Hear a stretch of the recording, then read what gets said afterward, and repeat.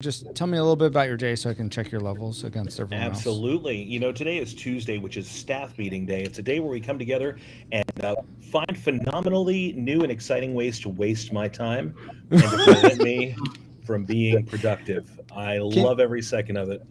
can you turn yourself up at all, like maybe 6 dB or so? Sure. Let's see how that works. Can you hear me a little bit better now? Testing and testing and testing. Yeah, yeah, It's yeah. about the Mm, same. I'll It's turn you up about the on. same. I'll turn you up through via the restream All right. thing, but that'll be okay. Let's see. Where is it? Where's the sound thing? Jeez. They should just make it obvious. Um, Is that a little bit better at all? No? it's about the same. There might also be an auto gain in restream that's fighting against you. I don't know, um, but we can just go with it. I think we'll be okay. Dustin Oh, give and me just Paul. 1 second. I'm sorry. I'm using my onboard mic. Give me 1 second to change the. Oh wow, really? That's a good onboard mic. Jeez. How is that? Can you hear me better now? Oh Yeah, yes, All that's right. much better. that is much better. Wait, Yes. so Settings. Ashley, have you seen this movie? What, Paul? Sorry, I'm typing as I'm talking as I typing. Sorry. Okay. Oh, are people in chat? I'm. Yeah, not- sorry, Hello, everyone. Sorry, I was in a different panel. It's low interaction Yeah. with chat Oh, right yeah, I now, need even to though there's put- no ticker. I'll put the ticker on. Sorry, I forgot. Here it comes. Sometime. We're at waiting. some point. Right there. Wait for it. Oh, there Low it is. interaction. But welcome everyone. Thank you. Tony, do You're calling them on purpose. you have a hard stop time tonight, Tony? I am putty in your hands, my friend. Sweet. Very good. It's just like Clayface. Mm-hmm. Good. Ew. Yeah. I let's was see. thinking like Gumby, but yeah, whatever works. Whatever, yeah. You went villain. You went villain. That's Yeah. like Dwight Will. Do you have 2 likes and a classic maker, 2 dislikes and a tragic maker, Tony? I do. Sweet. And can you either do a good Max impersonation or a good David impersonation or have another off the wall impersonation? Yeah. Compliance. See you later, Navigator. Ah! That's a That's pretty good. Pee-wee. That's good, yeah. But we need just toned down normal Max. Oh, not that gotcha. Max. Gotcha. But can we use that for the PaulJPowers.com? Oh yeah. I guess we could. Compliance.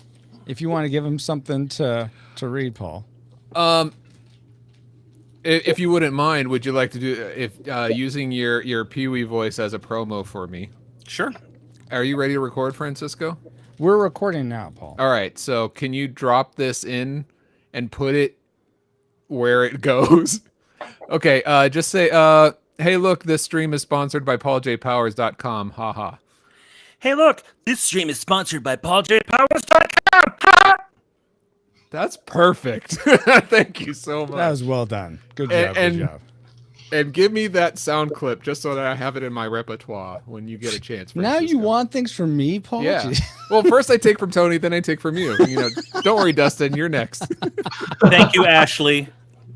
Aw, what did Ashley say? She Aw, that's very sweet.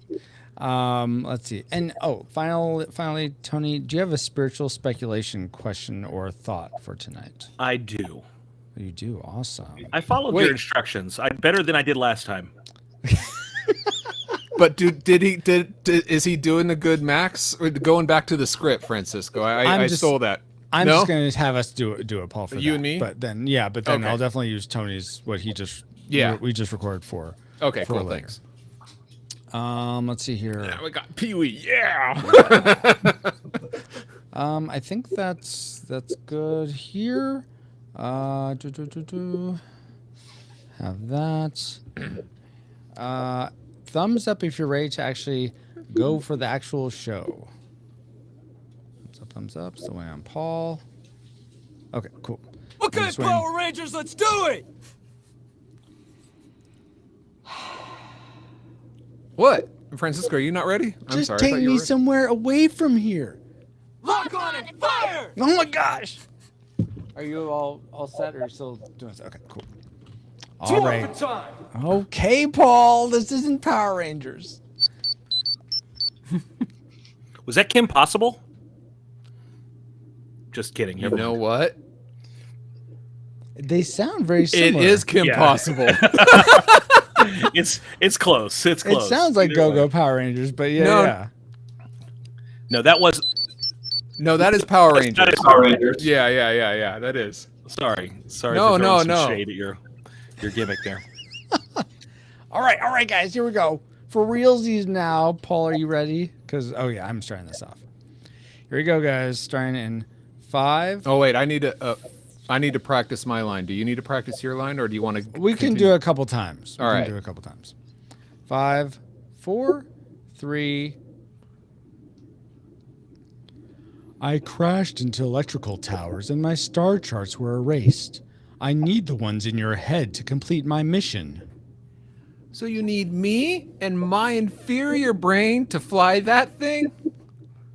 Correction. I need the superior information in your inferior brain to fly this thing. And to listen to this episode of the Retro Rewind podcast. Do you want to do that again? I need another take. Okay. Also, Hold on. I'm hearing This background Hold on. noise somewhere. I'll mute me. I think it's you, Paul. Dang it! No. What are you hearing? It sounds like talk. This is Paul. Yeah. Wait, it's actually happening when anyone talks. Is it me? I'm hearing like a. Oh, here's what I'll do. I'll just mute everyone on my own. So All right, so don't mute myself. So actually, I'm gonna mute me. Paul, you talk. Okay. This is Paul. I'm talking. Blah, blah, blah. Okay, I'm not hearing it, so it sounds like it's me. When I'm muted, I'm gonna mute you now, Paul. And Dustin, can you talk? I guess I can talk. That's what we're supposed to be on the show here for, anyways. Yes. Okay. Not hearing you. Why? What am I hearing then? It's like I'm hearing me twice, and I'm not sure why. Maybe I'm just too loud. Do you have Verizon? Okay. It's probably Verizon. Do I have Verizon? No, it's not that. I think I'm just a little too loud or something. Okay. So I'm gonna unmute Paul. Sorry about that. That's all right. You're what?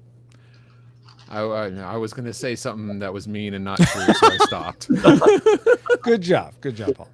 So I think it was me. I'm sorry, guys. No, Okay, it's fine. we can We go haven't ahead done the and- 5 seconds of silence, have Oh, we, or that's did I true. ruin that? No. Let's go ahead and do that. Then we'll do another take and just go. Sound Okay. good? Okay. Yeah. So don't mute yourselves. Well, hold or... on. I need to practice. So you need me and my inferior brain to fly that thing? That's fine. All right. Yeah. So don't mute yourselves or anything. Where I'm taking your floor level noise so I can remove it later and process it later. So starting Wait for it. now. 5. Oh wait.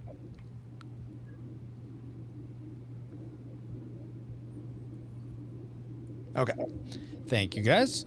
Hey, Rushmore Show and Kevin and everyone else who's here. Really appreciate you all for hanging out. Okay.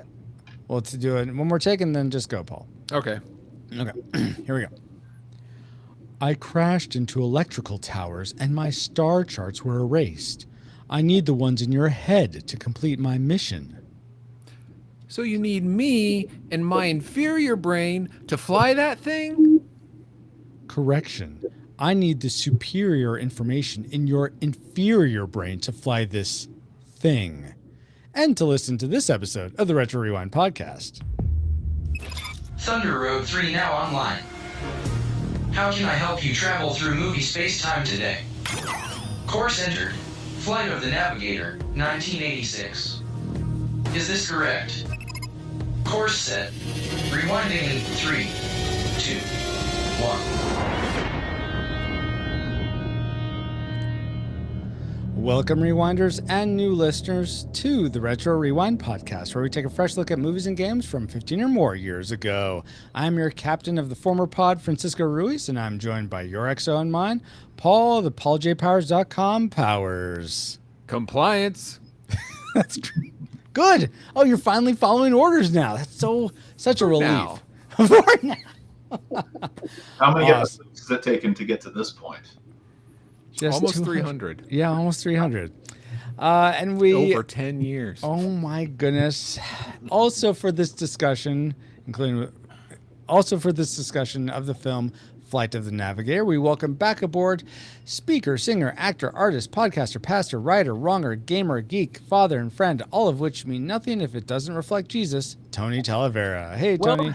Hello, my beautiful friends. Hello. You hear Our that, beautiful Francisco? friend. He called me beautiful. All of you are beautiful in your own way. We should go see the Bee Gees or Twisted Sister. Yeah. You hear that, you slimes? I'm famous. In addition, we are glad to have back aboard ship's clergy, Dustin Warford. Hey, Dustin. You know, I love the fact that I'm ship's clergy, but man, my lead up did not nearly match Tony's, and that was brutal to my ego. You know, sometimes it's just the mileage that gets you. What would you like me to say about you, Justin? I will say whatever you like. You know, as a matter of fact, there are no words to describe me, so that was all good. That's a good point. Indescribable. Oh, sorry. Indescribable, invaluable, Indomitable, indomitable, incorrigible, indubitable. Hero of millions, champion of the oppressed, defender of justice. all of the above. Dustin, glad you're here. And now that you have a not so quick flyby of who we are, Paul, can you give us a quick overview of the production specs for Flight of the Navigator? And this is Flight of the Navigator, What? 1986, by What? Walt Disney, not by Walt Disney, It's but Disney not Pictures. The Navigator that Nope, came out in nope, 1924 nope, by it's Buster not. Keaton? Nope, it's not that one. Did you watch Dang the- it! That could have Yeah. been brought to my attention yesterday. Okay, Paul, when Yeah? would you like me to tell you these things? Yesterday. Hold on. Let me go back. All right. Flight of the Navigator, the quote-unquote Disney version. sound less enthused about it. Jeez. It was released August 1st, 1986. Runs an hour and a half, 30 minutes longer than The Navigator, which is fine. It's rated PG, and it was directed by Randall Kleiser and written by Mark H. Baker, Michael Burton, and Phil Jonow. I'm sorry, Phil, whatever your last name is. With lead stars being Joey Kramer, Paul Mall, Howard Hessman, Sarah Jessica Parker. Sorry, Jessica. Sarah Parker. I always mess up names. And music was composed by Alan Silvestri. Silverstry? Whatever you want to call him. I always say Silvestri. Yeah. All right. So, you ready for the box office trivia? I am ready. Dustin and Tony, are you guys ready? Let's do I it. am literally on the edge of my seat. Okay, Paul, let's get going. Okay. Flight of the Navigator was made for about $9 million and earned over $18 million in the box office. Not too shabby.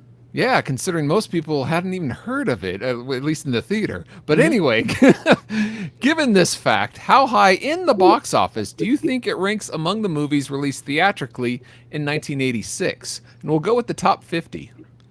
Alrighty. So let's start with. So you're gonna throw out someone else was released in 1986? Maybe give us an idea of what it went up against. I'll tell you what. Top Gun? It's not the number one, which was Top Gun, Hey. which is about flight, so it might be close. The animated Transformers, the movie. Stand By Me. I'm trying to think of the movies that I saw in 1986. All right, Tony, why don't you give us your guess first for where this ranks So in the top? it's in the top 50. It's in the top 50. We're gonna go 48.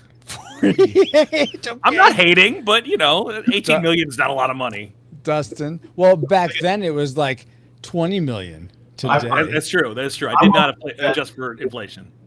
I'm willing to bet Stallone and Schwarzenegger probably had some movies coming out in '86 as well. So I'm gonna also give it a real low number. And 18 million isn't a ton, No. so I'm gonna say 40. 40. All right. But I know we're going to continue getting numbers, but just I want to insert this. Tony, you were on to help us review Labyrinth, right? Yes. Yeah, that was 63 that year. So this movie beat that movie. Well, spaceships over puppets all the time. I mean, I Yeah, can't so help it. This had puppets in it. Rushmore guesses 45. It looks like he's the only one here in chat that guessed. But for me, I'm gonna be a little bit more generous and guess 33. Okay. So, And I actually have Max here with me. Max, Oh. do you want to guess where it came in? 0. No, it's a good guess, Max. But the answer is right at 50. oh really? So Okay. Tony wins, I Tony, think. Wow. I felt so pessimistic, but now I feel like a champion. Yeah, I knew that. How your fortunes have turned. Well, thank you for those factoids, Paul. Thank you all for playing. And let's see if any of them any of those factoids factor into our memory mind melt or subsequent roundtable discussion, which we'll get into once Alice is located. Once Travis has located There we go. our target film. Alert. Alert. Target located. Spoilers incoming. Establishing analysis vector.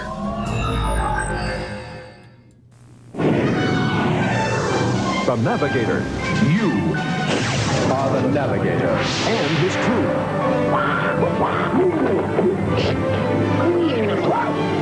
Are on the mission of a lifetime. 20,000 feet and falling. Disney's Flight of the Navigator starts August 1st at a Famous Players and other selected theaters. Famous players. I love famous players, especially when we're the famous players. No, A little self-love there. okay. But as much as that TV trailer probably brought back some memories about Flight of the Navigator, I'm more curious what our collective memories were of this film. So let's figure out what those were in our memory mind meld synopsis. Davy is kidnapped by aliens and then left in a ditch. 10 years into the future. Kid finds he is telepathically linked to a spaceship and pilots it as he teams up with his alien kidnapper. He goes through a testing and mind transfer process, all which the government chases them down, wanting to experiment. Davy risks everything to go back to the future through orange time tornadoes into a mega happy ending. But was it all a dream? No, it wasn't all. At least I don't think it was a dream. Maybe that's what we could discuss later. But I'll miss you most of all, Tin Man. wow. But unfortunately, those memories were decepted. And it'll be interesting to see if those... That's not what I say. Just follow the script, Francisco. Edna Mode. Based on those memories, as flawed as they were, what range did they lead you to predict for this film before you rewatched it? Classic, nostalgic, or tragic? Let's start with Tony this time. What was your prediction? I would love to have said classic because this movie was a big part of my childhood. But I've got to be honest. I think that it's a nostalgic movie. Nostalgic? It's fun if you were there. And maybe I'm fuzzy on the whole definition of the classic, nostalgic, etc. But I think it was fun if you were there. But it doesn't necessarily stand the test of time for being a great film for all generations. Okay. And we're going to pause. Because you keep hearing it, it's bothering you. Yeah, exactly. So I'm going to mute Dustin this time and just talk a little bit. So now I'm talking. Hello, Dustin, or not Dustin. Paul, can you talk some? Yeah, this is Paul. I'm wondering. Tony, can you talk some? It's me, the TONYT. Yeah, I think there's some, like, are you listening on monitors or do you have headphones? Like headphones and I can't see, Dustin. I don't have headphones. Like Okay. I physically don't have headphones. Okay. All right. Then let's see. Are you sure it's... No, you unmuted Dustin and it came back? Yes, exactly. Oh. Yeah. So, what can we do? Well, it wasn't me and it's not Max. I have been programmed with superior intelligence. I think it's gonna be fine because it since we're all on separate tracks, I don't think it's gonna be an issue. Good. So we'll just pray, Lord God. Oh, we didn't pray before, so let's take a quick. We're gonna take a commercial spot to pray. I think one of the pastors would have picked up on that. I leave work at work, okay? Wow. Lord God, thank you for tonight and this time we get to come together and have fun reviewing movies that At in of themselves aren't something that brings salvation or anything, but Lord, thank you for drawing us together to discuss them, for us being able to be together and have fun, find joy, and I pray that you are glorified in the midst of this conversation, whether or not it's frivolous. Thank you for us getting to have it. Amen. Amen. Also, no technical issues, which I should have read about the main thing. Okay. Thank you for that raid, by the way, Geek Devotions. Hopefully your tier list for anime went well. Okay. We're in the middle of Edna mode. So we got Tony's. So I'm going to go to Dustin's next. Ready to come out of Edna mode, guys? Okay. Yes.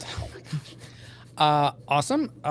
Dustin, what was your prediction for Flight of the Navigator? All right, so I was 2 years old, I think, when this movie came out. Uh-huh. And I remember watching it as a kid, and I haven't watched it in a long time since. But when you guys asked me to watch it, I remember thinking, "Oh, what a fun movie! This is going to be a classic." That was my prediction. Going back to watch it again, I was like, "This was fun as a kid." I remembered Max, the robot, and everything very clearly. So I was like, "This is a classic." Awesome, Paul. How about you?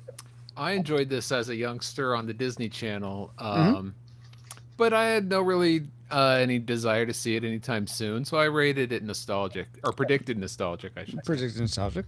Yeah. All right. I'm actually more in Dustin's camp this time, because I remember always enjoying this whenever it was on Disney Channel, or I don't know if we had a recording of it, but I always enjoyed watching it. So I predicted classic. So it'll be interesting to see if those predictions pan out, though. But first, let's get into our discussion of Flight of the Navigator, and let's kick up our likes. Go for it, Travis. Best bits. All right, let's start with Dustin. What is one thing you liked about Flight of the Navigator? All right, so it's funny I'm going to say this because it doesn't hold up today, but I look back at when it was made. I think the special effects for the ship were cool. Yeah, totally. I like the way it molded and it changed shape. Yes. And even the puppets on the ship and the way Max moved around. I was like, for the 80s, this is fun. This is really, really cool. And I was pretty impressed with the special effects for its time. Awesome. Yeah, I thought didn't make my legs the special effects, but I will just add on that I really liked how they had a practical ship that was floating somehow. I still don't, unless it's like a balloon or something. Maybe that's the only way I could think that they would accomplish that. But I thought that was really impressive. Those little steps that went up to the ship, that's a pretty cool effect. I mean, that was pretty believable. Amazing. Yeah, and even I mean, I could tell the animated part is. I don't know if it's stop motion or how exactly that looked a little aged, but actually seeing the steps. And I'm like, how are they showing those floating? Is that like a forced perspective? Is there actually a armature on those things? That I thought that was very well done. There was an armature that was hidden by the steps. The camera angle. Don't ruin the magic, PaulJPowers.com. Oh, sorry. I thought that's what we were here to do. I think you can look back at the 80s and even some movies today and go, oh gosh, that was bad. But trying to transport my mind back to when it was made. I was all smiles. I was like, this is so cool how they did this back then. Tony, why don't you transport us to today with one of your likes for Flight of the Navigator? Yeah, so Joey Kramer, he played David. He was the main kid, and that kid can act. Oh yeah. I'm just telling you, despite the fact that he can never quite shake that Canadian accent. I loved it. He has a Canadian accent? Oh, if you're not familiar enough with it, you don't know to look for it. My wife has Canadian relatives, so my ear has been over the years have been attuned to it, and now I cannot not hear it when he speaks. Like I was watching it at a Tim Hortons. It was definitely strong north of the border. Other than that, though, he really drew me in, and I know he had sort of that youthful Luke Skywalker, a little whiny vibe, but even from the beginning in that scene when he comes home and it's not his home anymore, and the strangers are there, and he just kind of collapses into a heap onto the stairway, and he's just like, I just want my mom. I just want my and my heart just broke for this this kid, and Yes. he really drew me in. That was a great performance, and I would not put this movie, and I think this movie lives forever in the shadow of E.T. But at that moment, I would put that kid on the same level as Elliot from E.T. That was a standout child extraterrestrial performance. Tony, I could not disagree more. He is so much better than Elliot. I don't know what you're talking about. No, that was David Joy Kramer, one of my likes as well. His way of showing shock and his emotion of fear. I mean, it seemed like he was really there. I was utterly impressed with that, mainly with how he felt like that 8 years time slipped away, and just how everything's just not right. Like it seems right, but it's not. I just thought he played that brilliantly. So yeah, I'm right there with you, Tony. Yep. Funny you mentioned E.T. because there was the one E.T. reference in the movie too. Yeah. Oh yeah, the wanted phone to home phone thing. Wanted to phone home. There's also Speak and Spell. Apparently, it was one of the presents he got when he goes to NASA. Yeah. I didn't notice it on the bed, but anyway. Yeah. I was too busy trying to figure out what transformer did he get. Oh, that's an Insecticon. Okay, all right. Paul, why don't you crawl into this conversation with one of your likes? So, at first, I wasn't really digging the music, but I gotta say, Alan Silvestri, what he did with the score is pretty amazing. I mean, to capture, sorry, the 80s-ness of... No, spot on. But also, you have this alien sci-fi fantasy, but also innocence with the kids. I mean, some of the music is just spot on. I'm sorry, I think John Williams is the greatest composer alive, but when you compare this soundtrack to what he did, not against Star Wars, but what he did with Space Camp, this is far superior. So much better. So wait, Alan Silvestri did Space Camp? No, John Williams did Space Camp. Well, this was Alan Silvestri coming hot off of Back to the Future. So I mean, my man was riding high. He did. Not all of it's gold, but for what it is really hard to do. We've reviewed other movies in the similar genre, and the music isn't quite there. I think Alan Silvestri knocked it out of the park with the score of this. So I'm coming right off the heels of that, Paul, because I gotta say the thing that when my next like was the music during the escape when he goes inside Ralph and he's escaping from his sort of room to the hangar. Yeah. I mean, I'll use parlance of what kids say these days. That really slaps. I mean, I was like, oh yeah, here we go. This is great. I did not remember the music being that good. Now I will say, all the eerie area throughout when it's like, I don't know, the spaceship tone, like with the low pads and the sort of, it's not a harp or anything, but it's what's it called where the notes go melody? No, it's not articulation. It's arpeggio. Arpeggio. Yeah, that's what it is. That's what I was going to say. Yeah. With of course, Dustin. Yeah, I knew that. I felt like if the people that did Stranger Things were doing a sci-fi movie, I felt like it would have this same quality. So I feel like, I mean, this is perfectly 80s in that way. Yeah. But I really like the music when they did a reprise of it when they're flying too. But the escape music, I guess I'll say, was my next like. I want to hear more music. Okay, well, good. I want to hear more from Dustin. What's another like you had, Dustin? I like the special effects. I did like, and I know that I don't know if I'm going to be alone on myself on this one. I liked the family reunion scene. Oh, at the end? He actually got reunited with his family because I felt this is going to be a moment in the movie where they're either going to go crazy overboard with, David, oh my gosh, it's just going to be insane with where have you been? Or it could have gone so many ways, but it had the shock of where has our son been? Oh my gosh, why, Mom, Dad, why do you look like that? But at the same time, we're just glad you're home. We don't care about some of the answers right now. It's just you're here. Yeah. Then they went into the hospital, and it was, I feel like the way and method that it was played out, I thought was nice. The contrast and the juxtaposition of each one. Good. Yeah, it was a good. We don't know what's going on, but we're so glad you're home moment with it. I thought you were talking about the very end. You were talking about in the middle when he. Middle when. Okay. Yeah. right after the crying scene, I just want my mom and dad, Yeah. PlayStation. Now he's And then the reveal of and that was the good. parents and all that. Yeah, so I thought that reveal was done really good to allude to the mystery, but not be overdone. Like no one would really act like that, or no one just. I thought it was realistic. Yeah. Absolutely. And the thing with his brother in that moment too, the first thing his brother says to him is, "I'm so sorry that I jumped out and scared you." You can imagine for 8 years him blaming himself for Yes. that. Yeah. He held on to the note, and what's funny is I don't know why this stands out to me, but when he delivered the line, "Man, now I have an older, younger brother." Yes. As soon as he said that, I was like, "Oh, I love that line." But then for me, I was like, "Oh, I remember that line so well from when I watched this movie when I was a kid." For whatever reason, that's just. Well, it's a great concept. Yes. Some of the writing in here is really good. Just in the Absolutely. concepts and the execution. Yeah. So I loved his. I've been gone for 8 years. Where have you been? That whole moment I thought was really good. Yeah. I thought the way the cops were approaching it, just like talking in plenty good earshot of him. Yeah. Oh, he's been legally dead. What?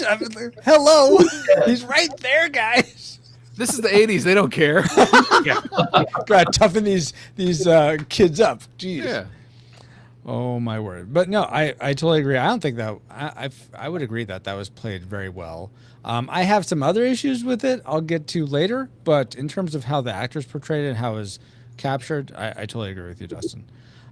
Tony, was something else agreeable about Flight of the Navigator for you? So this is very personal, and I don't know that I can bring you all on this journey with me, but I'm age appropriate for this movie because I was just about David's age. I was 10 years old when this movie came out, so I was in the pocket of seeing it and kind of seeing myself in it. Plus, I had the benefit of living in Fort Lauderdale, Florida when I saw this movie. Wow. So I'm sorry. Right at home. In Fort Lauderdale, Florida, is there like a forest next to homes along the river or along the beachfront? That just seems okay. That's what he's getting at. So I will tell you this. No, I thought about that too, and I thought, man, he's really walking through the woods and the ditch and stuff like that there. But I remember when I was a kid, maybe not that close to where they lived was on the canals. There's a lot of canals that go through Fort Lauderdale, so probably not that close, but not too far away. And those were mangrove forests, so they were tropically appropriate Florida forests. So cool. it didn't take me out of it. It didn't make me have to suspend my disbelief. Well, thank you. I appreciate that because it did me, but I haven't been there. So, especially in the 80s or late 70s when this is supposed to take place. Yeah, right. It looked right on. And okay, cool. They were a little far from NASA. So, like that whole, we're just going to run up to NASA real quick. That is a little bit of a jaunt up the coast. So to go to at that point, Cape Kennedy, Cape Canaveral, all the way from Fort Lauderdale. That's probably a 2.5, 3 hour drive. But that's that's fine. I get it. Maybe that's why they just took them for a couple days and they said we'll bring them back. But it for me it had a lot of traction. So not only bringing me into this story about a kid going to outer space, it felt like this is a fantasy story that I could be a part of. So it really hit home for me personally. Oh, that's so cool. For me, I watched this probably when I was 5, 6, and I still captured by that. I didn't necessarily see. I guess I could kind of see myself as David. But I was definitely along for the adventure with him. I totally thought that was great. Paul, did you have any sort of like? Oh, I was right there with Tony around the same age when I saw this. Mm-hmm. So I was there with David and imagining myself going through this whole thing. So yeah. And Dustin, you said you were a bit younger, right? You were like. So the movie came out when I was 2. That's right. When I was kindergarten, first grade, around there watching it. But I watched it repeatedly growing up. Yeah. Okay. I was really young. Awesome. Okay. Then I think let's go with Paul's next like, and then we'll get into our classic makers, guys. You guys mentioned Joey Kramer being a good actor, and that's my second like. He really hit it home. And I know there are several people that we mentioned before thought he was whiny, but I thought he really grounded the movie, very believable, and so I think he did an amazing job. He was almost my classic maker. Oh wow! Okay, very cool. Well, Paul, let's just keep it going. What was your classic maker then?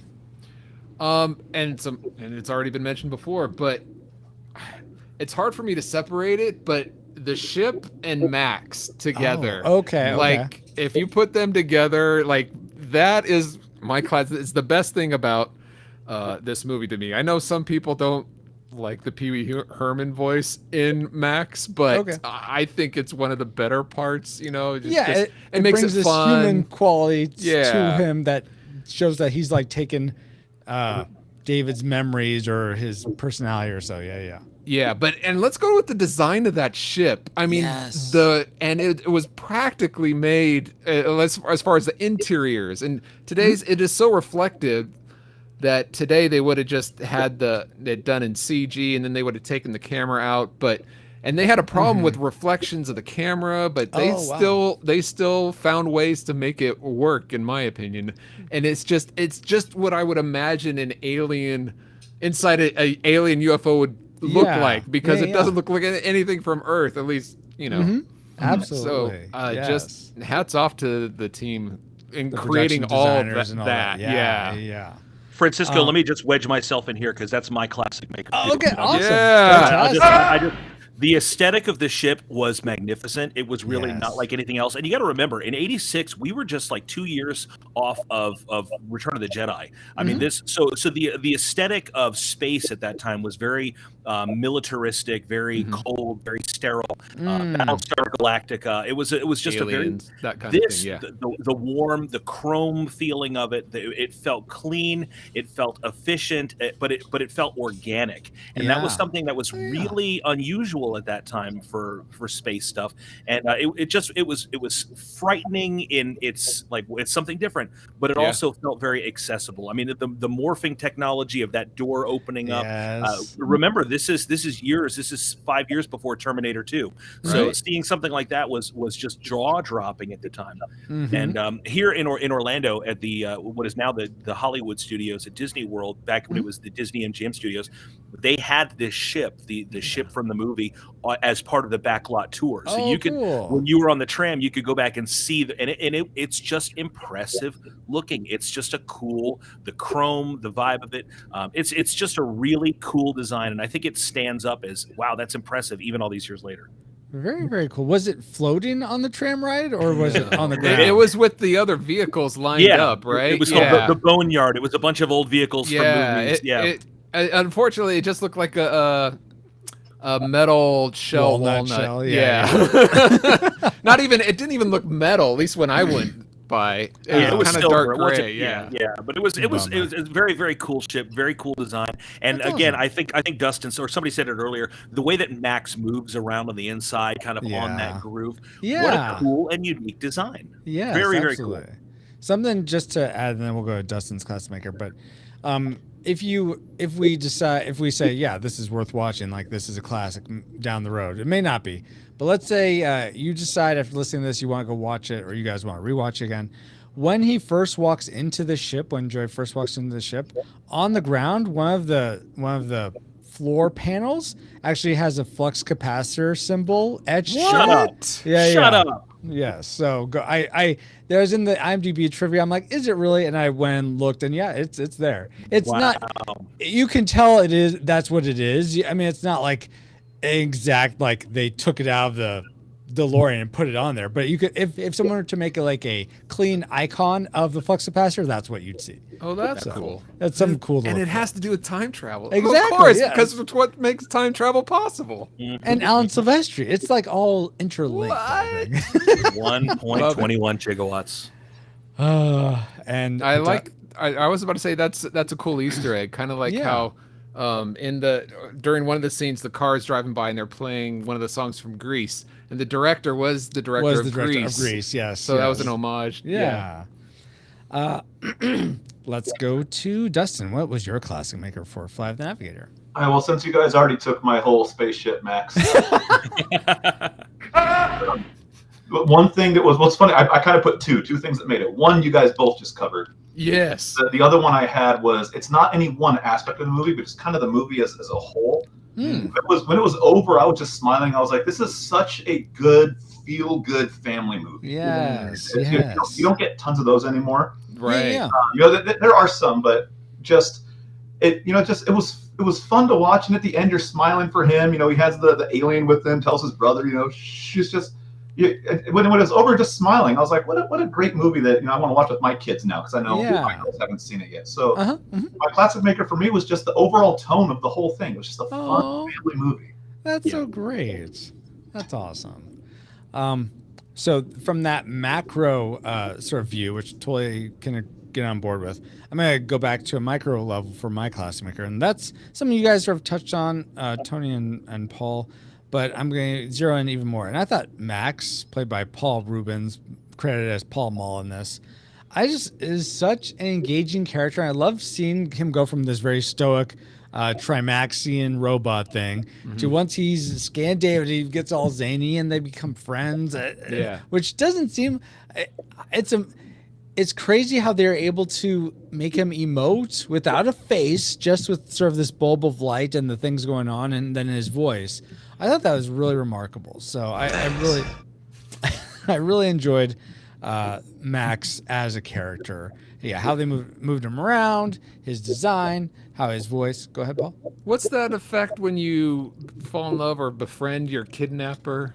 Stockholm syndrome. Beauty and the Beast syndrome. Oh my word. I don't think, but see, he decided to get on the ship. So is it really? He just, I feel like it'd be more Stockholm's if he became like he saw Dr. Faraday as a dad or something and wanted to stay with him instead of his real dad. That's because Robot Pee-wee downloaded a bunch of binary code into his brain. I mean, I don't know. It feels abusive.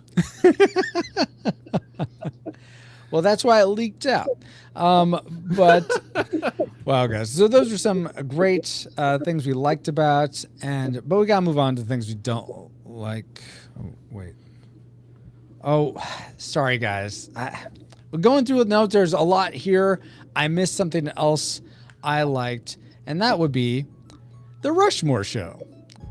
The Rushmore Show is the place for ranking the ultimate top 4 in sports, video games, nostalgia, movies, and so much more. Each week, Andy and Kirk spark engaging discussions and friendly debates, making the Rushmore Show your compass in the realm of pop culture rankings. Find them at youtube.com/The Rushmore Show, where it's all about your top 4 and nothing more. That's so weird, because I would have thought you would have said Geek Devotions. Right? Because there's a connection there with the movie. So what does the Rushmore Show have to do with the Flight of the Navigator? I'm sure this is in someone's top 4 sci-fi family drama movies, Paul. Yeah, somewhere. Someone's got to have it. Exactly. So Rushmore Show. Yeah. Sure. That's why you like Flight of the Navigator, because it's on somebody's top 4. Apparently, you probably prefer something, I don't know, like trivia about Flight of the Navigator. Is that right? Oh, yeah, that would be much better. All right, fine. We'll do that then. I mean, not that, Rushmore Show, go check them out. Yes. But this is Flight of the Navigator. Yes, it is. So, did you all realize that two of the new box toys seen in David's bed when he's given... as part of the gifts he's given from NASA. One is a Cobra water moccasin from G.I. Joe 1985. And the other is Transformers 1984, the insectoid, like you had said, Tony, of Shrapnel. That is apparently one of the insectoids. Or Insecticons, excuse me. Also, I almost threw an actually at you, and I really had to stop. Actually, flip your no. Anyway, also present is a speak and spell, which we had mentioned earlier, which is sort of a homage to E.T. Anyway, my question for you all is, what 80s or 90s toy would get you to stay at a NASA facility for more than 2 days? As a prisoner, though. Oh, that's easy for me. Oh my gosh. For me, well, okay, go for it, Paul. What toy? It's all about those are fine, the action figures, but if you have like a play set, like a Correct Castle Grayskull or something to play it, But for me, what would get me to stay there is if they had the G.I. Joe's USS, The USS flag. Come on, which baby. came out the year before. That thing is 9 feet tall. I would be in there for almost a year playing with toys. I would in let there. you tattoo NASA on my bottom. You own me now. I will I be am part of the forever Kennedy yours. Space Center tour. Whatever you want. Oh my word. Everyone's got a price. Everybody's got a price, and mine is a 7-foot-long plastic aircraft carrier. Yeah. So that's yours as well, Tony. Is the Oh, USS flag? 100%. Yeah. All right. And it's so big we could share it and we wouldn't even mind. I wouldn't even know you were there. I'm like, Yeah. PaulJPowers.com. Oh my word. How about you, Dustin? All right, so Tony, you may actually know the name of this, and I don't, but you're the Transformer person. Mm-hmm. When I was a kid, we had the Transformer base.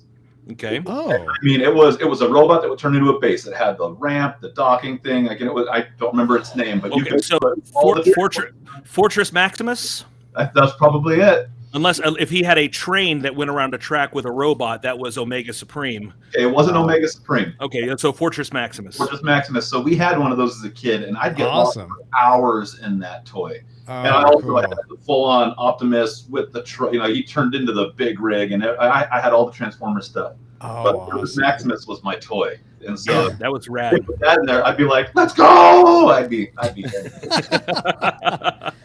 Very awesome. What's that one that was the planet Omicron or Unicron? Unicron. So if they had a not this stupid Like toy one that they come out with that's not even like if they had one to scale. Oh yeah. You want a planet-sized toy? There we Paul? go. There we go. Come on, it's NASA. They put a man on the moon allegedly. Yeah. Give me Unicron. I want Unicron. Wow. Planet-eating planet. Yeah. Wow. Great trivia, Francisco. Thank you, Paul. And now that we've had some trivial fun, let's find out what memories you, our awesome rewinders, had about Flight of the Navigator. Awesome. So Drew Dodgen starts by saying, compliance. Compliance.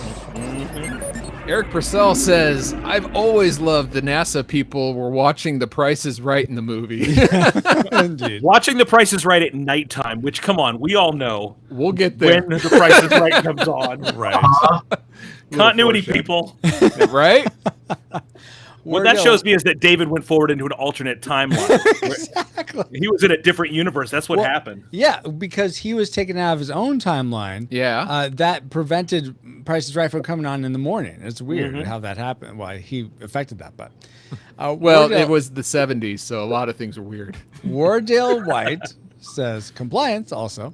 I remember first watching this on the Disney Channel. I remember Pee Wee Herman's or Paul Rubens' rip voice being heard inside the ship, seeing Mr. Moore, Howard Hessman, taking a break from being head of the class to be a part of this, and wishing Carrie Bradshaw, Sarah Jessica Parker, or Mrs. Matthew Broderick, was my friend. I remember being mixed on this flick, though everything around this was fun. It was Joey Kramer I was irritated by. Oh, not a Joey Kramer fan. I wonder if we'll have more. Kristen Rich Victor says, I don't leak, you leak. Kevin Joshua Burnham says, it's just okay. The ending of the film was very underwhelming with so much potential it had going throughout. Adam Collings. Dang it! I was going to say, I'm going to pronounce it right this time. No, Collings.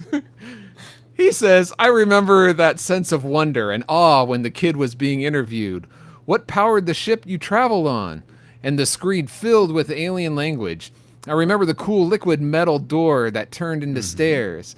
As a child, I loved the idea of having my own alien ship to fly around in. Oh, yeah. Aaron Wallace says, isn't Pee-wee the voice for Max? He is indeed, yes. Hey, Blimbo! Oink! Too many Twinkies! You tell me. All right. Stanley Wright says, Stanley Wright says, I remember watching it several times. And Who Will Save Generation X podcast says, I just remember the kid being annoying and not deserving a spaceship. It should have gone to someone more worthy, like me. Well, thank you all for sharing your memories. And those of you who maybe don't like Joey Kramer will launch us into the things we didn't like about Flight of the Navigator. Travis, bring up our Worst whoops. Hey, old partner, I reckon we better head this wagon east. What's funny is I'm just gonna. This isn't the notes. I'm just gonna Here take it a comes. sidebar. We're going off script here. We reviewed Explorers not too long ago with an alien that did shtick from like TV and stuff. Yes. And that was horrible. I thought it was Over great. here, it was delightful. So I'm not sure what happened. Maybe it was like just enough in this movie and not a ton like it was in Explorers. I'm just That alien drove a rolls canardly. Rolls down one hill, can hardly get up the next. All right, have some respect for Explorers. I said it in my memory meld of Explorers when I plugged it in. I felt like Explorers ran out of money and went into tricks and stuff at the end, because this movie, you could tell, stuck with what it was supposed to do. I think Explorers, they were like, shoot, we got to wrap this up, guys. Yeah, exactly. Shut it down. But maybe there are some reasons to shut down this movie. Maybe even walk out of it. So let's get into those things we didn't like. And I'm gonna kick us off with something that missed the cue. What? I said I missed the cue. Oh, do you want? Dang it! Oh my word! Kicked you off. All right, kick us off. Yes, I'll kick us off. Oh, that's my trash maker. Okay, never mind. Let's not start with that. I know, right? Okay, here's one. Class maneuver navigator. What does the first class look like? Here's what a first class dislike sounds like. I don't buy. I'm sorry. I know it's the 80s, but I don't buy that. Not even like a worldwide, crazy world, weird news weekly or any tabloid. No press media. Boy lost for 8 years is back, and he hasn't aged. No reporters. No one's leaking that to the press. No one's giving interviews. I don't buy it. There'd be reporters all over that. Well, who would leak that to the reporters to have them come by and ask you that? Anyone, the cops, anyone in NASA, anyone. It was national security, Francisco. I mean, geez. Yeah. But before he even got to that point, with the doctors, while he's in the hospital and they're trying to examine him, someone's going to leak that. Like, this kid was gone. This can't be happening. And he hasn't aged. Someone's going to say something. I'm sorry. It's just the way of the world. Someone's just going to grease that doctor's palms, and the story's out there. See, your silence shows me that I'm right. I will take it as that. I'm just trying to think of how many ways to tell you you're wrong. Right.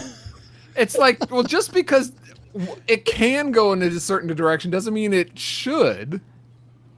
I just wish there would have been some like, oh, we got to hide from the press or something. Maybe that would have just added to it and add bloat to this movie. Yeah. I felt like it's pretty streamlined. I just would have liked something that like spoke to that, like we're avoiding. Dr. Faraday could have said, "We've avoided the press this long. Let's not let things get out of hand." I don't know, something so that they're just aware that that's a possibility. But then that just puts the idea in somebody's mind. It's already in my mind. So anyway, let's see what's in Tony's mind for something he didn't like about Flight of the Navigator.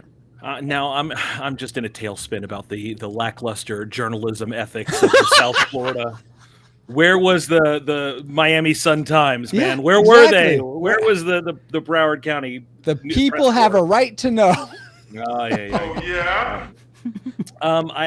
Okay, so it's this is a personal thing, and I think that this is two movies that are a little bit smushed together, and that's okay. I can handle that. Mm-hmm. But watching this with my wife, who had never seen it before, I realized how dark the first part of this movie is. Before he gets on the ship, this is a very emotionally trying and tense and they keep throwing these little teases out there of the UFO, of something that's like ominous, but nope, it's just a frisbee. Oh no, it's an alien. Oh nope, it's just a water tower. But the music and the atmosphere, very tense movie, and it kind of culminates with this kid just crying and weeping and where are my parents and everything's awful. But the real tension for me was I don't know how I feel. Do I have a crush on a 21-year-old Sarah Jessica Parker? That's up to you, dude. Or do I just want her to bring me McDonald's in the belly of a robot? I'm not sure. That's Both. another dislike. He never got his Big Mac. What's up with that?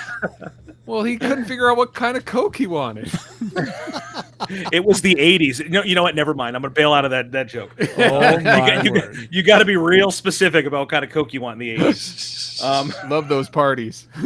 So... no, but to me, there was some tonal shifts in the movie. Like yeah, it I totally went see from that. being a very like tense movie to being almost overly comic. It's the same thing I think that you guys were just alluding to for Explorers. Just I could see that a pendulum swing of tonal shifts, and also. Why do I like Sarah Jessica Parker in this movie? It made you laugh. It made you cry. It made you question your manhood. Or what? I don't know. No more than usual. No. Yeah. and you know, maybe it's because when I first saw the movie, I'm watching it as a kid, so I'm not seeing it from that same tension of now as a parent. Oh my gosh, if my kid was gone, now I'm feeling these feelings. Exactly. As a kid, I just want to get on the spaceship, man. Just get on the spaceship. But now I'm watching this thing going, oh my good, they've got to undo a death certificate. Like there's so much stuff that they're going to have to do now. Do they put him back in 7th grade? I mean, like now it's weird. But no, it's just the tonal shift of the movie. It was very, very polarizing. I can totally see that. It didn't bother me per se, but I totally see how that could be maybe not off-putting, but it could be just jarring. It could be jarring. Dustin, what was maybe jarring for you? Did you notice this tonal difference or juxtaposition? I totally did notice that. Like when you said, Tony, that it's 2 movies kind of put together. I remember kind of thinking that, but when you said it, it was like that's it. Like that's totally what it was that I was trying to process. I was watching it. Thank you, it was crazy that so much of the movie happened before they got to the ship. They got on, and I was the groundwork.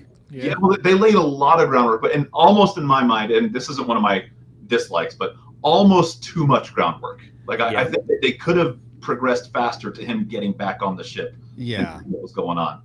Yeah, when I was scanning for that Back to the Future Easter egg of the flux capacitor, I was like, I'm halfway through the movie and I'm just getting to this ship. I was like, wow, okay. It went by that fast for me. I didn't notice, but yeah, that is strange. But so what is your actual? He was at NASA for at least 2 days, right? Because he was supposed to go home. How long was he on the ship? Once he got on it, maybe was it? It kind of felt like maybe in real time, like. Was he on there for an hour? It was a couple hours. It was a couple hours because it went from daylight to nighttime, so it was within an afternoon / evening. Yeah, and I do feel like maybe we could have had more time in that second half of the movie. That's a good observation. Yeah. Well, what more could you put in there? More places to travel. Yeah, it would take a lot longer to go to Tokyo and back. Come on, more David and Max banter. Right, that would have been. You say that right now. They're gonna make a David and Max show on Disney Plus now. I just want you to know they're gonna ruin it. Oh my gosh! So he came back. What was your actual? Start getting that. Yeah, what was your actual dislike? All right, so one of my dislikes actually had nothing to do with David and Max. It actually had to do with I feel like this movie had so many abrupt cuts and shift to the next scene. Where it was just yeah, I agree. I was like, wait, what is going on? Like, all of a sudden they're talking like David is here, and then all of a sudden they're looking, look, the spaceship crashed. Like, wait, is David right there with them? Like, it was such an abrupt cut. It was weird. The editing was so bizarre at times. And the first time it happened, I think, is when he falls and hits his head. It's like, oh, here's that, boom, new scene. It's like, wait a second. And it wasn't even like I forget the exact transition, but I remember thinking that was poorly edited. That was just a bad transition. Yeah. And there were a bunch of those as it went through, and I can get over a couple of them, but I felt like there were enough to where I was like, I'm noticing now that the editing on this was lacking. Yeah. Okay. I feel like that cut where he falls to him being 8 years ahead was intentional to have it look a little off because he's not in the same place. But all the other ads, none really stick out. But I can't say that they those weren't there. I felt like I just didn't notice, I suppose. Well, I noticed it, especially more in the first half. I have to agree with you, Dustin. If I saw the editor, I would come up to him and say, Better do something, big shot. You aren't even trying. Yeah. oh my goodness. Okay, so that's fair. Paul, how could this movie have tried better for you? well, my first dislike is something that we already discussed, was Why the Price is Right is on in the evening. We all know that that's a morning show. When you stay home and you're sick, you watch it in the morning. 100%. But was it always on? Because this was pre Bob Barker. Was it always on in the morning? It was or- always on in the morning. And it wasn't pre-Bob Barker. Bob No, Barker it was the host just in young 1986. Bob Barker that I guess looked different. No, in the 70s though, because they watched it in the 70s too. I No, thought. they watched it in the 80s. They did? They were waiting They were for watching. him to come home in 86. Oh yeah, that's right. Never mind. You're right. It's all right. And they weren't watching a taped version from the VCR. I'm not buying that. So I believe it's an alternate timeline. They don't have cable. Nothing else is on. Yeah. We Bob have Barker Bob- became the host of Price is Right September 4th, 1972. Thank you, Internet. Yes. Oh, like the internet's always right. No, thank you, Tony. Okay, so that was your dislike, Paul?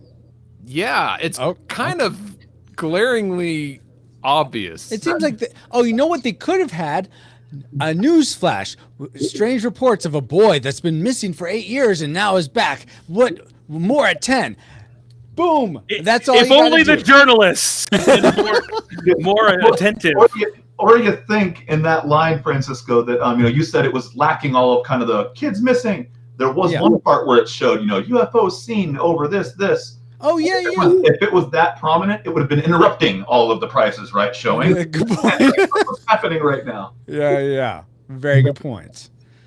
All right. Let's go back to Tony. What's something else you didn't like? I just got into a little bit of a kind of a rabbit trail here as I'm looking, trying to find out when this movie was actually filmed, because we know when it came out, but when was it actually produced? And there's a reason I'm asking this, is because I feel like they slapped so many NASA security stickers on everything, just every door, every vehicle, every ball cap had NASA security, which NASA security is clearly the most incompetent security ever. Like a robot that can fit a whole terrorist inside of it just rolls by you into a top secret area. Just give it a glance and look away. Nothing happening here. The kid, half terrorist. It's the equivalent of like Solid Snake coming up in a cardboard box. I mean, and I'm just thinking, NASA security. And this movie came out in 1986. Do you guys remember anything else noteworthy that happened with NASA in 1986? They had a space shuttle blow up. Yeah. So I'm thinking like this might not have been the best look for NASA to kind of be the Keystone Cops in this movie. Like NASA really needs to get their stuff together. I mean, they know where the closest Toys R Us is clearly, but they don't know how to keep their facility secure. Who blew, at this point, it's just, so if this was filmed prior to the Challenger, then I get it. But afterwards, I can't believe that NASA would let something have their name on it that looked so cartoonishly inept. Well, think it was released in '86. It was released in 86. Yeah. Apparently, filmed in '84, '85. The only thing I can see so far is that the film's producers initially sent the project to Disney in 1984, but the studio was unable to approve it and was sent to producers' sales organization, which made a deal with Disney to distribute it in the United States. So it sounds like it might have been done before. It was partially shot in Fort Lauderdale, Florida, and Norway, which is weird. Being a co-production with Norwegian company Viking Film.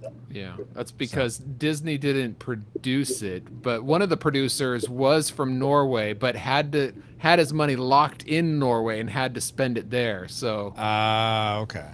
So it sounds like it was done pre-86. Yeah, from what I can tell, but I can see how that'd be. That's not the best look. But so yeah, I get that. That's why it blew up. Oh my god. Yeah. David didn't get his Big Mac, and somebody's gonna pay. Right. Oh, that's dark. What else is dark for this movie for you, Paul? okay. I'm gonna pull the prude factor, and I don't like to do it, but I'm gonna go ahead and do it because I was introduced to this on the Disney Channel, and this is obviously a kids movie, but now owning the movie, it has all the cuss words and swearing and God's name in vain and stuff in it, and so I mean I think it works just as well without that in it. And it'll appeal to a wider audience. So I know they're trying to be dark and edgy, like this will make it better. Well, it doesn't, and I think the movie suffers for it. Oh, okay. There was one that caught me more than the others when it comes to that. I think it's when David's dad goes, "You can tell those NASA." And I was like, "Oh, okay." For me, that shifted the tone of family. Yeah. Absolutely. Yeah. But you sensitive little this generation snowflakes. Like back in the 80s, we had ashtrays on the table at McDonald's, and we had cuss words in our kids' movies. That's just just the way it was, and we liked it. We never complained. But that's not what you like. I said, Paul. it's the prude card. So you're right. You're very right. But I have gone back and watched a lot of my favorite, like Goonies. Oh, Goonies is full of it. Yeah. Yes. You go back. I mean, even the original cut of E.T. had some very off-color language in it. Sure. And it's funny to me how that just kind of passed, as just another day at the office. Goonies, one of my favorite movies, one of my favorite reviews you guys have ever done too. So. Weren't you on that review? Yeah, I was. I think that's what made it better, obviously. Let's go. Got my copper stones right here, man. Nice. That's awesome. Sweet. Okay, Paul. That's totally fair. That it didn't make my dislike list, but something that did was that it didn't make sense to me that, and maybe you guys can explain this. Why was it that David's body was too fragile to go back in time, but then he goes back in time and he's fine? I mean, was there some story beat I missed that he's special, or Max is just full of it? I mean, I don't think they explained that too well, unless I just missed it. You also don't know your left from your right. Not helpful, Paul. You are an inferior species, you dumb dork. Scuzz bucket.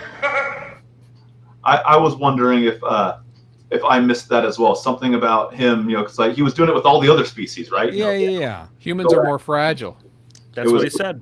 So then why doesn't he end up back in 1978 with because they risked it. It was worth frying his brain for real this time, not just by scanning it. But he'd rather be dead than be stuck in a test tube the rest of his life. Yeah, I remember him asking. He asked Max, are you sure you want to risk it? And David said, yes, I want to risk it. So they knew it may not work, but family movie, it did. Right? I feel like there should have been more of a sacrifice for that. Maybe he comes back with a leg gone or something. I don't know, just something. There was a subplot where Max was in trouble by his superiors for bringing him back because he wasn't supposed to because of the fragility, and he was making a mess. And there was like a time clock and everything, but they felt it was just too over. There was too much, and the ending they had without that, it was cleaner and it felt better. So there was an element to address what you're talking about, but it just made the movie. It was too much. I don't know. Maybe. Maybe. Here's what I would have loved. This is Francisco's Fabulous fan fiction. Play the music. Okay. I don't have the music. I'm gonna play it in post, Paul. More music. All right.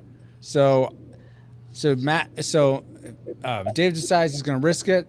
Let's go back, and they get back, and it turns out that the little alien guy with the suction cups, the cute one, decide to sacrifice its own being to allow David to die. So he pulls it out of the backpack and it's dead. And he has to put That's like let's throw them both in the fire, and instead of one person burns up, the other one does because it's flammable. What? It doesn't make sense. That would have ruined the feel-good movie at the end, wouldn't it? Yeah, but that's what you need to show that it's a sacrifice. There's consequences to the choices you make. The choice to go home. Yes. Be there in the first place. I just want to go home. You brought me here. Now that alien has to die to do it. That's so. Man, this movie took a dark spin, man. Well, I'm trying to bring back the tone from the beginning to the That's to right. the end. That's right. I'm trying to help you guys. Menacing, depressing. So the real deleted scene was that David needed to go back so that he can invest in Apple when it went public and buy all of the Insecticons. That was That was it. There was a plan. David's no fool, man. I have 3 words for you: Grace, Sports, Almanac. You got it. Right, you got it. All right. Let's get Dustin's last dislike before we get to our tragic makers. All right, so I may not be popular. Let's talk about Max. Okay. Oh. About Max. Uh-oh. I had a couple issues with Max. Nothing in. I mean, I loved his interaction. Loved the way his character came. I did love when he went into the Pee Wee Herman laugh because it was relatable. Like, Pee Wee. It was fun. But there were some moments where I thought, you are a super smart, robotic being from the future, and you can't figure out how to read a paper map. Like, I mean, Well, excuse me. there was Oh yeah, that is kind of weird. In the day and age we live now, where we do everything by maps digitally on our phones and stuff, when they have a map and they still need to ask for directions, it doesn't make sense on this side of it. Yeah. But back then, we didn't even question it. Because that's how we found out. I mean, we had maps, but we still had to ask for directions back in the 80s. He's holding up the map, and I forget the line Max says, but something about, I can't read, blah, blah, blah. I was like, oh, come on, dude. You put star maps in the kid's head. Exactly. You're putting back and forth to the future. You're explaining what every species is. You can't read a street name and line and giving you. He's a robot, but come on. That for me, I was like, dude, you can read a map. You can read a map. He could have read it if it was in binary. Yeah, if it was binary, exactly. I know there's some human things, but he also said, explain privacy. Explain. I was like, all right, humans are not the only species in the entire universe who have privacy if you've examined 50,000 other species. So no, they don't have privacy on any other planet but here. They also don't have promises. So there were no doors on the restrooms on Phaetos or whatever. Yeah. So there were just a few Max lines that I was like, oh, come on, you're taking the realism away that you are a supreme alien supercomputer doing this project for me. That's fair. I could totally see that. I didn't think about that at all, but you're absolutely right, Dustin. I could see how that there is this disconnect of like, you're a supercomputer. This should be easy for you, yes, regardless of binary or not binary. But okay. Well, now let's get into the things that really were disconnected for us or disjointed, however it might be. Let's start with, I'm going to start with Paul this time. What did you hate most about Flight of the Navigator? Well, unfortunately, this suffers from my classic slow and boring. Really? Because I knew the beginning it was like, okay, this kind of has a slow intro. Like you said, it takes half the movie just before it really gets going. Yeah. But even as it gets going, it's still slow compared to the edits and the way movies feel today. Yeah. So I think the worst thing about this film, especially for a new person coming in, is just how slow moving it is and getting from one scene to another. It's kind of like how you were enjoying that sneaking into the NASA base inside Ralph, the food distributor. Yeah. It's like, okay, that's a scene. And now we're at the next scene. Okay, waiting for this to go. We're waiting for this scene to end. Okay, now we're at the next. Okay. It's not boom, boom. It's not. It didn't flow as well for you. Exactly. Okay. All right. And I think that's the worst thing about this movie. I can 100% relate to. That's not my tragic maker, but I 100% relate to how slow this movie was. Okay, that's interesting. I will say that my son started watching it with me, and then 10 minutes in he abandoned it, and then he came back in the last 30 minutes or so and was interested. Well, that's when it really picked up more. Yeah. But it takes an hour to get there. Yeah. So. All right. Fair. But that first hour is for all the parents. It's like, my son or daughter's left. Oh my gosh. How do I take that? So anyway, Dustin, so that part, the slow and boring part wasn't your tragic maker, but what was? My tragic maker, I would say my tragic maker was the mishandling and unrealistic response that the Army or National Guard or the press or the press. No, not the press. I cared about. There's a spaceship flying all over, and when it got home, you had some fire trucks and some police and this. But I was like, all right, if you knew that kid's parents is probably where he's going to go, would you not have every single armed forces? You don't know if it's an alien threat. You just don't know. Yeah. And they had a serious lack of tanks pointed at the spaceship at times in the movie. And I was like, if this were a real spaceship that had a kid and took off and you did not know what its intentions were, I think there would be a lot more military presence wondering what the heck is going to happen right now. But all you need is NASA with the rent-a-cop people. They're fine. And that's why it's my tragic maker. NASA would not be told, hey, guys, you have some securities that a terrorist can fit inside the robot and go through your facility, and you're totally in charge. And none of us are going to be watching this thing. Hey, Faraday has this all, in hand. He has a cage that he uses. The one guy, Johnny Fever, Faraday, he's the one employee that NASA has. Like, everybody's off for the 4th of July weekend. He's the one guy that, drew the short straw and has to work. So, yeah, that drove me nuts that there wasn't more of a, we think this is a national threat. Yeah. And side note, the intro with the dogs was way too long. It was cool, but there were too many dogs jumping on. No, I get that. It was too many dogs. Yeah. Tony, tell us why you hate dogs. They have fleas. They eat my food. No, why did you? No. What did you hate most about this movie? I don't know that this. I hate that I'm the old grumpy man and that this is what I hate. I will join you. What could be grumpy about? I couldn't justify the little menagerie of strange, gratuitous alien creatures in there. What? And the introduction. I know. The introduction with the the eye that said I doesn't even make sense. It's an eye? Yeah. It was but it just has like no lips. Yeah, there was a level of believability to this movie that I think that we were going with that took me out of it. And also, Max can't leave the ship, presumably. How did he go and gather all of these little creatures? With his little arms. So teleportation? Again, the same way he got David on the ship? I don't know. But luring him in with candy and Transformers and speaking spells? This would have been the candy. Right, exactly. You're not going to give away all the secrets. No, but so he had all these creatures. He was going to travel through time and bring them back. I get it, but it just seemed a little gratuitous and just little slimy little snot puppets for slimy little snot puppets' sake. I mean, it was just okay, all right, but. I will add on. This was on my dislike list, but it didn't make my top 3.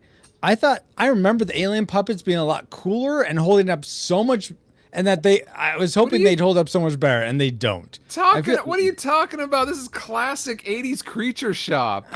No. They need to have a great example. No, they need to get Stan Winston to come in and do it. Would you rather have the George Lucas reinserted CGI aliens in there? I mean, no, that's what I wanted. I wanted Flight of the Navigator Special Edition. The one where Faraday shot first. That's what I want.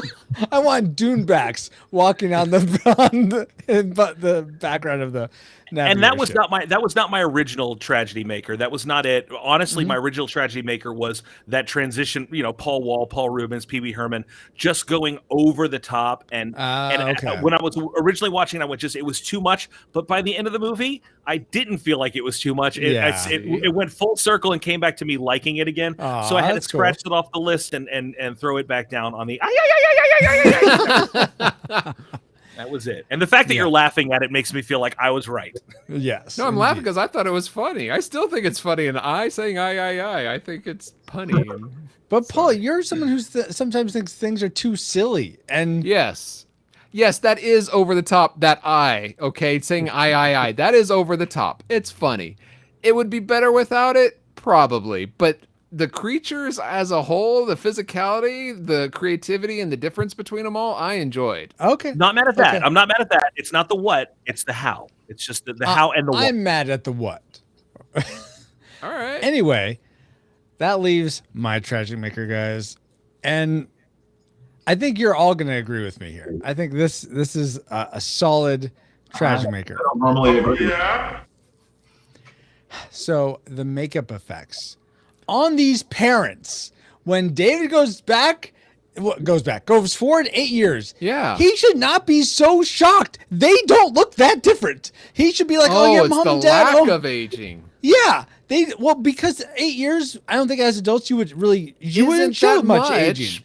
Right. And so he shouldn't be like, who are you people? No, he's like, what's going on? Because like the dad's widow receding peak is more hairlines, obvious, and and that would be shocking the for gray, anyone. the wrinkles I'm are sorry, a little more no, obvious. I don't buy it. You're just totally like out of place. Like, where are my parents? They're not here. And then you see people that look pretty much just like your parents. You're gonna be like, oh my gosh, these are them. And then maybe later be like, wait, you don't look quite right. And then it probably, I could see that being a post-processing thing. But at night, in the dark, from afar, I'm sorry, that's his off-puttingness at his parents' look. I'm sorry, no. I think they're right to only have aged them slightly. I think that's right on. But that's my one. I almost want to feel like that's a director's note, or maybe that was Joy Kramer's idea, but it just does not work. I'm sorry. You're not going to be that shocked at your parents 8 years in the future. What did you think about his reaction to his brother, who had grown up? That would be, if that had been his brother, or if he had seen his brother first, I think that would have been a lot more shocking. Absolutely. But not his parents. But I thought that scene with his brother is like one of the best. Oh yeah, absolutely. Oh no, that is great. I'm not dissing that part. So that's my tragic maker though, guys. And it sounds like you all agree with me. So that's fantastic. Now let's get into the now that we've whether we do or not. Look at me. I'm the captain now. Okay.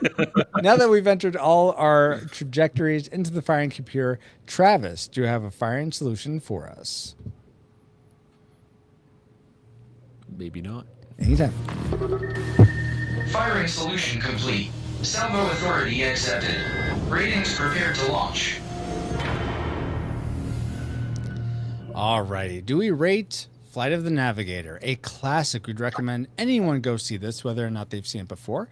A nostalgic, it's worth watching again if you enjoyed it probably as a kid, but if you've never seen it before, seeing it as an adult, you're not going to do yourself any favor. So just pass this one by. Or do we rate it a tragic? It's not worth anyone's time today. If you've never seen it before, keep it that way. And if you have seen it before, don't sully any good memories you might have of it with a rewatch. So let's start with our guests as we like to. Dustin, you had predicted classic. Where did it actually end up after your viewing experience? I predicted classic. I'm actually going to switch to nostalgic. Oh, okay, nostalgic. I don't regret, watching this movie as a kid. Fond memories of it as a kid. I'm going to watch it with my kids. But I don't think I'd be telling everyone, do you remember Flight of the Navigator? Oh gosh, go back and watch it if you haven't seen it. I don't think I'd have that mentality with it. Okay. But if somebody did say that, oh, when I was a kid, I watched it, I'd probably tell them, yeah, I watched it again. Still fun. Still a good one, but awesome. Nothing groundbreaking as far as go see this now if you haven't seen it. So all right. I'll say it's a nostalgic movie. All right. Very cool. Tony, you had predicted nostalgic. Where did it end up for you?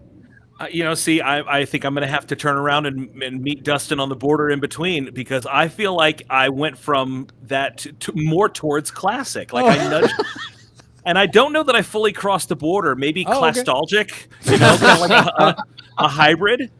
So we did this during the pandemic when we couldn't record the podcast that I host, the Nerd of Godcast, available wherever fine podcasts are consumed. We did Not Another Quarantine Movie, where we reviewed a few movies, and this was one of the ones I don't think anybody on the crew had seen it before. Oh, okay. And I think of all the movies that we watched, this was one of the ones that they actually enjoyed the most as a watchable movie. Mm-hmm. So for me, it does feel, like Dustin said, it does feel nostalgic. It feels like there's a little bit of a twinge of you had to be there, or you had to see it when you were very young to maybe fully appreciate it now. But I think there might be a touch more depth and timelessness to this one than meets the eye. So and that's probably due to the very relatable performances of David and the parents and stuff like that you can just it's a great timeless kids movie, but maybe not on the Mount Rushmore of kids movies. So what is your final rating then? Nostalgic will not cut it, Tony. Sorry. All right. Well, I don't think it has enough steam to break orbit and get into the classic stage. So I'm going to say it's nostalgic. Nostalgic, all right. but it definitely has classic in its sights. All right. I can totally agree with all that for sure. Okay. Paul, you had also predicted nostalgic. Did it break? Did it break Atmo and get into classic for you, or did it descend into hell? I'm sorry. Wow. HE double hockey sticks. Yeah. It's like an 80s movie in here with all this swearing. Yeah. Tony, calm down. I'm actually curious what the Rad Rewinders had to say. You know what? That's a great question, Paul. You know what? Let's go see what the Rad Rewinders had to say, because it's important now that everyone who supports us at the $5 level at retrorewindpodcast.com/support gets to vote on every single movie we cover on the podcast. And we collect your ratings together. We pool them together. And this time you decide to be split. What? So It's a draw? Together we'll say the reflex capacitor is rated Flight of the Navigator nostalgic as well. Wow. So 3 nostalgic. So really, Paul and my ratings don't. Yeah, what's the point of going on? But Paul, All what right. is your final rating? But just for giggles, I had predicted nostalgic. But honestly, I enjoyed this show, the showing of it. There's a lot to like. I think there's more to like than not like, but I agree with Dustin and Tony. Like, the nostalgic factors on this are firing on almost all cylinders here. It's really hard to give it what is that called? An objective read or a yeah. viewing? Yeah. But honestly, I'm gonna say, look, if you haven't seen it, you should at least try to see it, and I would recommend anybody to at least give it a shot. Now, I don't think not a lot of people I think will like it, but there's going to be a good number that doesn't. Well, that's any movie, Paul.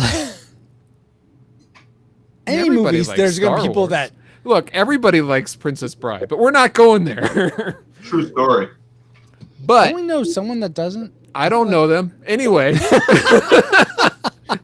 Don't So worry I'm about gonna it, because they're not going to heaven.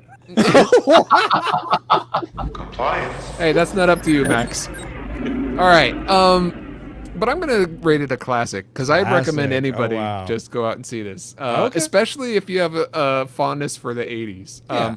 I'm not saying like this thing reeks of '80s, but I'm also not. But like Dustin and Tony were saying, it's not a strong classic. Like Yeah, no.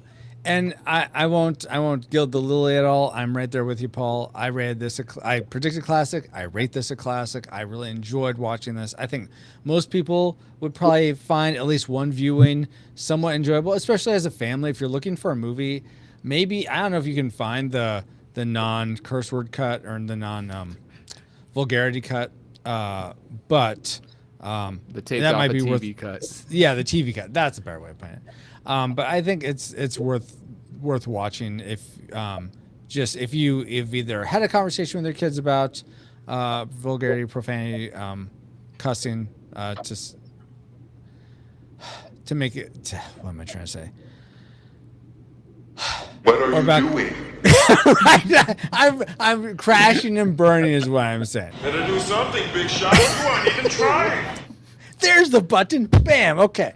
Back in it. So, according to the Retro Rewind podcast, with 3 nostalgics and 2 classics, we rate Flight of the Navigator a highly disputed nostalgic film. We'd recommend if you've seen this before, it's worthwhile to go and revisit it again. But if you've never seen it before, go watch Back to the Future, or Goonies, or something maybe. It sounds nostalgic to me, Francisco. we already added nostalgic way back in episode 31. We're not redoing our rating system, Tony. But now it's in the alternate universe where the Price is Right comes on at night. Yeah. There's a fourth rating. Okay, but we can't. unfortunately, we can't get back to 20XX yet. We had to.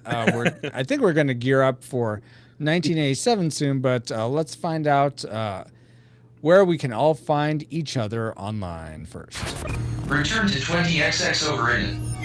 Comsats broadcasting while awaiting return coordinates. Are we there yet? Where are we anyway? Well, I'll tell you. First off, we want to thank everyone for. Yeah, it does feel good to stay here in 1986 for now, but we wouldn't have been able to travel anywhere without our amazing reflux capacitors, namely Deborah Powers, Geek Devotions, Drew of the Cellcast, Ashley Ruiz, Kennethan, Fabulous Lomax, Rosie Lomax, That's Our Baba, D. Tungsten, Dale, Mr. Lost, Daryl Hafner, Cool Deluxe, in addition to 2 other awesome patrons as well. Woo-hoo. Thank you all so much for keeping the gigawatts coming, and if you want to help us keep flying and get bonus content for your generosity, head over to retrorewindpodcast.com/support to start. If you didn't like that Fly the Navigator was rated nostalgic, you could have been the winning vote if you had rated classic as a supporter. So it matters.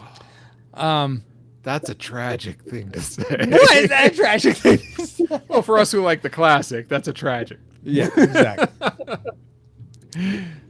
All right. Hey, Francisco, I know we can't go back to 20XX, but hey, Max is here. I wonder if he can take us. I'd like to take you back to your own time, but it's just too dangerous. Darn it. Oh, well. Yeah. But while we're thinking supporters, wait, is that where you want me to insert the... I was about to say insert Pee-wee here. Or wherever you think it flows. Okay, I may end that. I may cut out that little sound clip in lieu of the other one, but okay. Yeah, whatever. I trust your editing. Okay. Hey, Francisco, I was wondering... these supporters are all great, and we really appreciate them. But is there any way people can support us, not financially, if they want to support the show? You know what? Actually, yeah, Paul.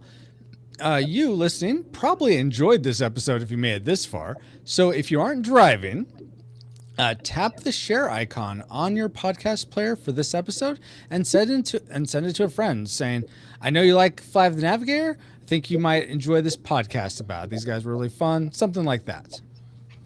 Yeah. Yeah, I knew that.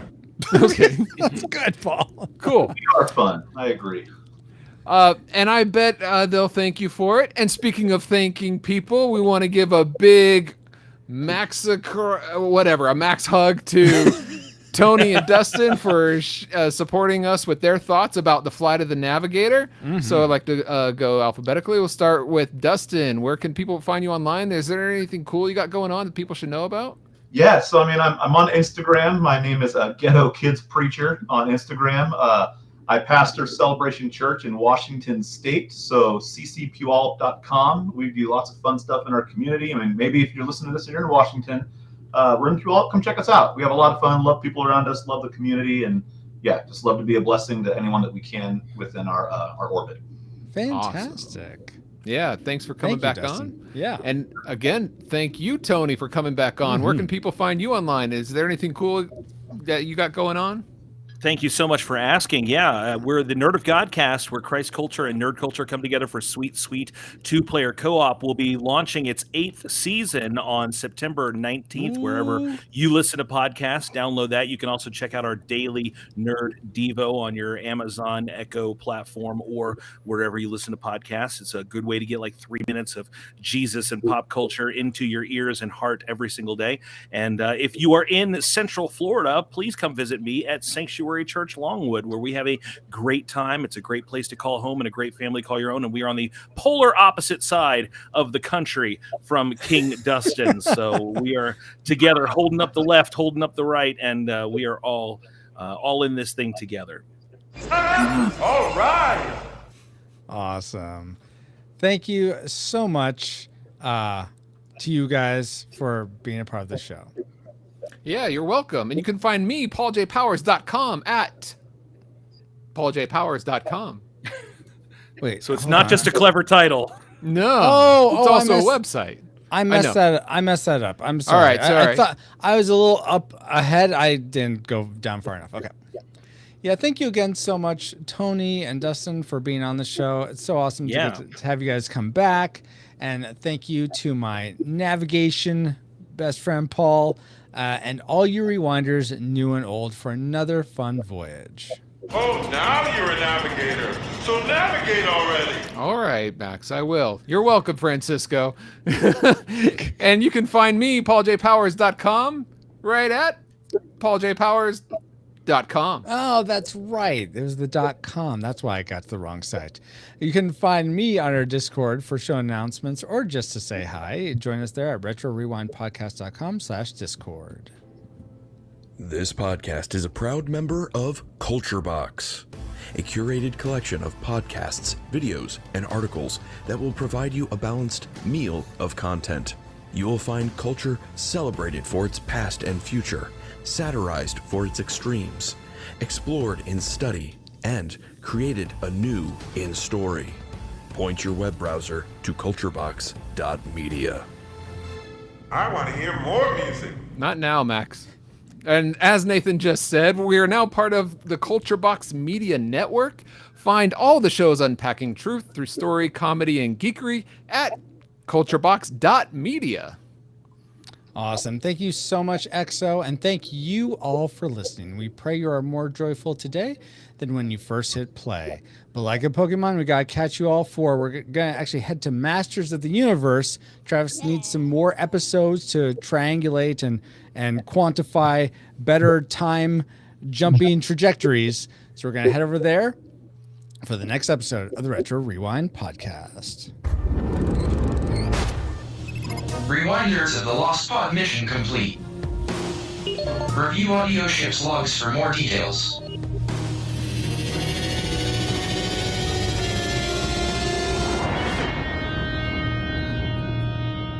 you later, navigator.